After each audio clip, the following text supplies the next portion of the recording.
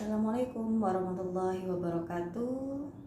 Apa kabar siswa-siswi SDIT YPI 45 Bekasi? Pada kesempatan ini Ibu akan membagikan kiat-kiat sebelum kalian menghafal Al-Quran. Kita berdoa mudah-mudahan Allah memudahkan kita dalam menghafal Al-Quran. Baik, Ibu akan bagikan kiat-kiat sebelum kita menghafal Al-Quran. Sebelum kita menghafal Al-Quran, yang pertama adalah niatkan hati kita. Niatkan hati kita menghafal karena Allah. Insya Allah mudah-mudahan Allah memberikan kita semangat, memberikan kita kenikmatan dalam menghafal Al-Quran. Kiat yang kedua yaitu sering dengarkan ayat-ayat Al-Quran. Kita bisa mengunduhnya, di-download di HP berupa MP3 atau video. Kita sering dengarkan, terutama ayat-ayat yang akan kita baca.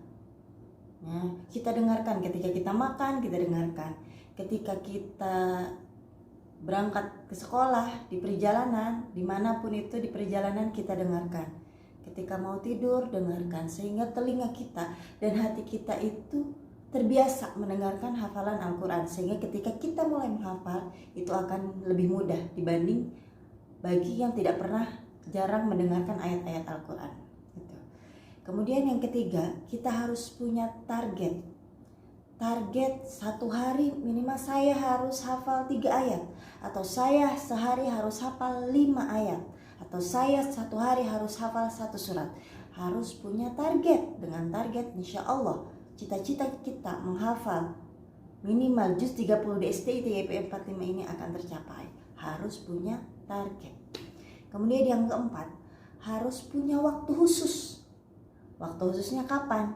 Nah, waktu khusus yang baik dalam menghafal Al-Quran itu adalah ba'da maghrib atau sehabis maghrib. Jadi ketika kita main HP atau ketika kita nonton TV, ketika azan maghrib, matikan HP, matikan TV, mulailah sholat maghrib dan mulai menghafal Al-Quran.